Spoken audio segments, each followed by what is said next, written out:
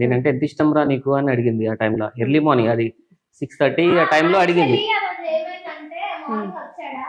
Face చూపించట్లేదు, mask పెట్టుకున్నాడు. Face చూపించకపోతే మాస్క్ తీయంటే మాస్క్ తీయట్లేదు. ఎంతసేపు సతాయించాడు, మినిమం ఒక 2-3 అవర్స్. ఎందుకు మాస్క్ తీయట్లేదు అసలు. ఎంత సిగ్గు, ఎంత మోమాటం తెలుసా. తీవ్రవాద సార్ మీరేమన్నా? కాదు కాదు కాదు, మరి నా గురించి నేను చెప్పుకోవాలి కదా. చెప్పాలి. సో ఎంత ఇష్టం రా నేనంటే అన్నది. కొంచెం టైం ఇవ్వు, ఈవినింగ్ వరకు చూపిస్తా అని చెప్పేసి వెళ్ళిపోయా అక్కడి నుంచి. వెళ్ళిపోయిన వెంటనే ఏ రోజైతే తనని ఫస్ట్ కలిసానో అదే రోజు టాటూ వేయించేసుకున్నా.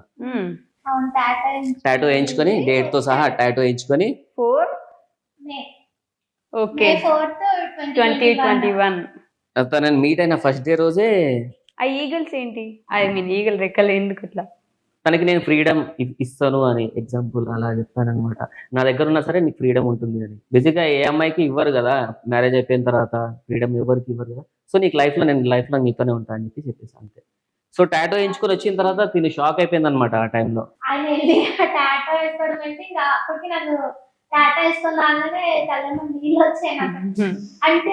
నేను చెప్పిన మాట చెప్పట్లేనా నువ్వు? టాటో మార్నింగ్ అడిగిన, మార్నింగ్ 6:30కి టీ తాగుతున్నాం అన్నమాట. మేము టీ తాగడానికి టీ టైంకి వెళ్ళాము, టీ తాగుతున్నాం అక్కడ. ఆ షాప్స్ కూడా అన్ని బంద్, ఏదో లక్ లో టీ ఓపెన్ ఉంది మార్నింగ్. తాగుతున్నాం. టీ తాగేటప్పుడు ఇంకా అడిగి ఎంత ఇంపార్టెన్స్ ఇస్తున్నావు, ఏంటి విషయము, ఎంత ఇష్టం అసలు నీకు అంటే, ఈవినింగ్ వస్తే టైం నువ్వు చెప్తాను అన్నాడు. ఓకే అని చెప్పిన, టీ తాగినా ఇంటికి వెళ్ళిపోయాను. నా వర్క్ లో నేను ఉన్నాను. వెళ్ళిండు, టాటూ వేసుకొని వచ్చి నా ముందు నిల్చున్నాడు. ఒకసారి కిందికి రా అంటే కిందికి వెళ్ళేసరికి టాటూ చూపిస్తుంది. నాకు అసలు కళ్ళమ్మడి నీళ్ళు వచ్చినాయి. ఇంకా నాకు అర్థం కాదు.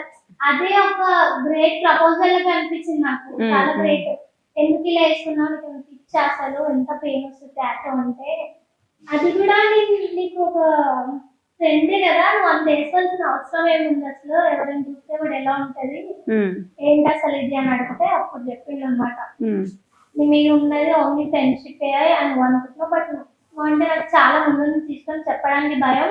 బై లక్ నువ్వు అడిగినావు కాబట్టి ఇప్పుడు చెప్తున్నాను, అందుకే వేయించుకున్నాను. లైఫ్ లాంగ్ నీకు తోడు ఉంటాను. ఇది ఎప్పటి వరకు అయితే పోదా అప్పటి వరకు నీతోనే ఉంటాను నేను అని చెప్పిండు. టాటూ ఎప్పటి వరకు పోదా అప్పటి వరకు, ఇది ఉన్నంత కాలం నేను నీతోనే ఉంటా అని చెప్పాను. అంటే టాటూ రిమూవల్ షాప్స్ ఇక్కడ లేదు, ఇది నేను చచ్చిపోయే వరకు అలానే ఉంటుంది అది. సో నేను చచ్చే వరకు నీతోనే ఉంటా అని చెప్పేసి అతనికి.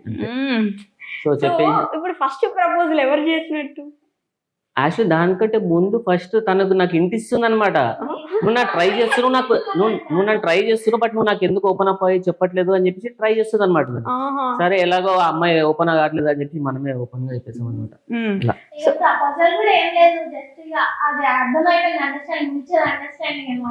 అప్పటికే తను ప్లే బాయ్ అని మీకు తెలుసా?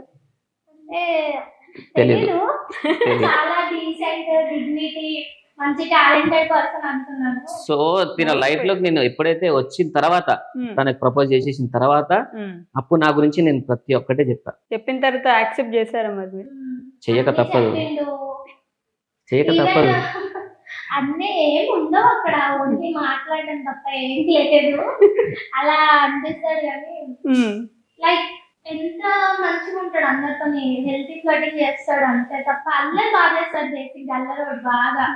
ఒక్కసారి క్లోజ్ అయ్యామంటే టార్చర్ చేస్తాడు అన్నమాట అందరినీ. ఓకే, అంతే. అంతకు మించి ఏదో బ్యాడ్ గా చేయడం అలా ఏమి ఉండదు. సో 69 మంది అమ్మాయిలతో తిరిగానంటే ప్రతి ఒక్కరి దగ్గర కొంచెం మెంటాలిటీస్ వాళ్ళని తెలుసుకున్నాను అనమాట. చాలా మంది డిఫరెంట్ పీపుల్స్ ఉంటారు. సో వీళ్ళంతా మందిని ప్రేమ ఒకరి మీద చూపిస్తే ఎలా ఉంటుందని చెప్పేసి ఫైనల్ గా తను వచ్చేసింది తన మీదనే చూపిస్తుంది. ఆరెంజ్ సినిమా చూసారా? బేసిక్ గా పెళ్లికి ముందు నేను ఎంత ఇష్టపడ్డానో పెళ్లి తర్వాత కూడా అంతే ఇష్టపడుతున్నా. కొంచెం అన్న తగ్గిందా తనకు అడగట్టి చెప్తుంది. సో ప్రేమించారు, ఆ రోజు ఏదో జరిగిపోయింది, టాటూ వేసుకొచ్చారు, నమ్మేసింది.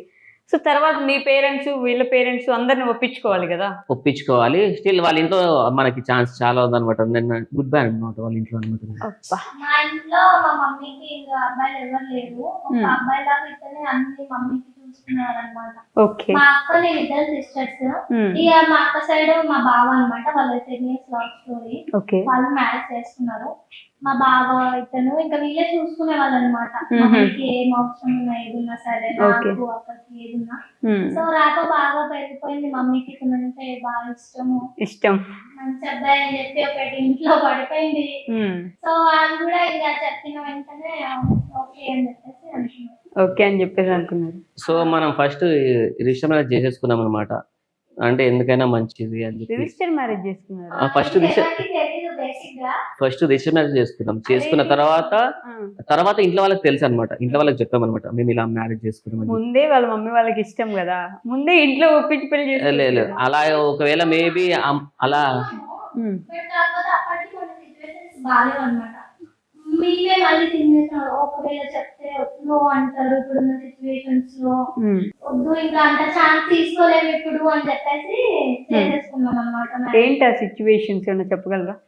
అంటే ఇలానే బేసిక్ గా ఇంకా మమ్మీ వాళ్ళు కూడా నాకు మ్యారేజ్ చేయాలి అన్న ఇంటెన్షన్స్ లో లేరు. అప్పటికి నేను స్టడీ చేస్తున్నాను, నేను బాగా సెటిల్ అవ్వాలి, ఇంకా పొజిషన్ కి రావాలి అని చెప్పి మమ్మీ చిన్నప్పుడు చాలా కష్టపడ్డారు. సో నేను బాగా సెటిల్ అవ్వాలి, తను అర్థం చేసుకోవాలి. తను నాకేంటంటే యాక్టింగ్ పిచ్చి కదా, ఒకవేళ తను యాక్టింగ్ ఫీల్ అవుతుంది. నార్మల్ కూడా పిచ్చే తనకి. ఇప్పుడు దాకా అన్నారు అర్థం చేసుకునే అంత క్యాపబిలిటీ ఉన్న పర్సన్ అయితే బెటర్ తనకి చెప్పి మమ్మీ థింక్ చేశారు. ఓకే. మళ్ళీ డిస్టర్బెన్సెస్ వస్తాయి లైఫ్ లో ఎందుకని చెప్పి. బట్ నాకు అప్పటికే అర్థమైపోయింది, ఈయన అర్థం చేసుకోగలుగుతాడు, ఈయనకి క్యాపబిలిటీ ఉంది, మంచి మెచ్యూరిటీ ఉంది, ఏదైనా తీసుకుంటాడు, అర్థం చేసుకుంటాడు అన్ని అని చెప్పేసి. ఇంకా నా లైఫ్ లో ఉన్న పాయింట్స్ అన్ని నాకు తెలుసు అనమాట. సో అన్ని అర్థం చేసుకున్నాడు, బాగున్నాడు, అన్ని చూశాడు, నా గురించి అన్ని తెలుసు, మా ఫ్యామిలీ తెలుసు, ఇంకా ఛాన్స్ తీసుకోక్కర్లేదు అని అనిపించింది నమ్మకం. సో రిజిస్టర్ మ్యారేజ్ చేసుకున్న తర్వాత ఇంట్లో చెప్పేసాం అనమాట. ఒక 1 week మ్యారేజ్ కి ఎలా ఒప్పించారు తిని? లేదు చెప్పాను కదా, చేసేసుకున్నా వెళ్ళిపోదాం అని వెళ్ళిపోయారా? సీరియస్ ఒక అమ్మాయి ట్రస్ట్ చేస్తుంది అంటే ఆ అబ్బాయి ఎదుటి పర్సన్ ఎలా ఉంటుందో ఈజీగా కనిపెట్టేస్తారు అమ్మాయిలు. బ్యూటీ విత్ బ్రెయిన్స్ కదా. సో అలా అమ్మాయిలు చాలా ఇంటెలిజెంట్ నాకు అనిపించింది. తను పెళ్లి చేసుకుందాం అని చెప్పిన, వాళ్ళు వీళ్ళు ఏమనుకుంటారు అందరు పక్కన పెట్టేసి పెళ్లి చేసుకున్న ఫస్ట్, తర్వాత జరిగేది ఎలానో జరుగుతుంది కదా అని చెప్పిన తర్వాత రిజిస్టర్ మ్యారేజ్ చేసుకున్న తర్వాత ఒక 1 week తర్వాత చెప్పేసాం ఇంట్లో, వాళ్ళ ఇంట్లో మా ఇంట్లో, ఇద్దరి ఇంట్లో చెప్పేసాం. పెళ్లి చేసుకుని ఎవరింటికి వాళ్ళు వెళ్ళారా ముందు? ఎవరింటికి వాళ్ళు వెళ్ళిపోయాం. పెళ్లి చేసుకున్న తర్వాత ఎవరింటికి వాళ్ళు వెళ్ళిపోయాం అనమాట. వెళ్ళిపోయిన తర్వాత ఒక 1 week తర్వాత వాళ్ళ ఇంట్లో చెప్తాం, మా ఇంట్లో చెప్తాం. చెప్పిన తర్వాత అంత తొందరపడి ఎందుకు చేసేసుకున్నారు అని చెప్పి ఇంట్లో ఉంటారు కదా, అఫ్కోర్స్ ఇంట్లో అందరూ మాట్లాడతారు. ఇంట్లో అయినా తెలుసు, మరి మీ ఇంట్లో? మా ఇంట్లో కూడా చెప్పేసా, నేనే చెప్పుకున్నా.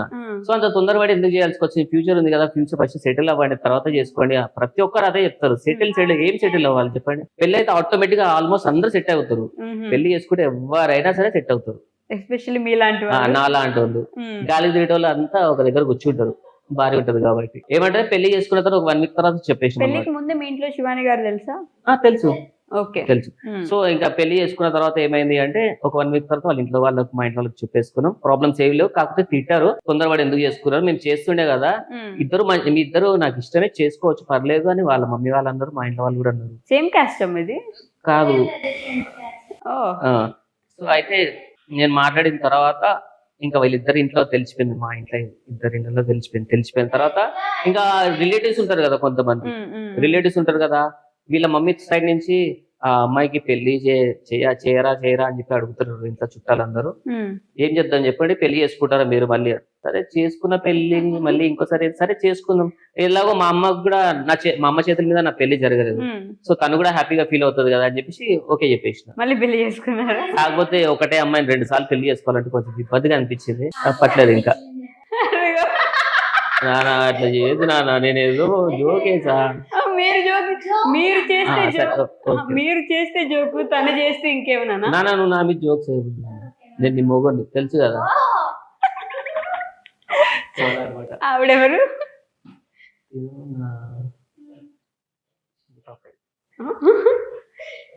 నాకు చాలా మంచిది శివాని, సీరియస్ చెప్తున్నా. ఎన్ని ఇయర్స్ అవుతుంది పెళ్ళి? ఎన్ని ఇయర్సా? అంటే ఆఫీషియల్ గా అందరికీ తెలిసి ఒక 6 months అవుతుంది. అన్అఫీషియల్ గా 1.5 years. అవుతుంది. అదేంటి?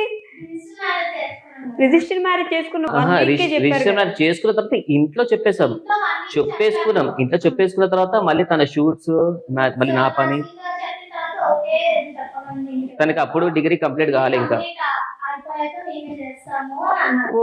అప్పటికి డిగ్రీ కంప్లీట్ అవ్వలేదు, సెకండ్ ఇయర్ లో ఉన్నాను. మ్మ్హ్మ్. సో డిగ్రీ కంప్లీట్ అయ్యాక చేస్తాము అని సో ఫ్యామిలీలో అందరికీ తెలుసు మ్యారేజ్ అయిందని, బట్ మళ్ళీ రిలేటివ్స్ గురించి వాళ్ళ మమ్మీ ఉండి అందరికి చేద్దాం, అందరికి తెలిసేలా చేద్దాం, మ్మ్. మీకు కూడా బాగుంటుంది కదా చేసుకోండి అని చెప్తే సరే తప్పక చేసుకో. అలా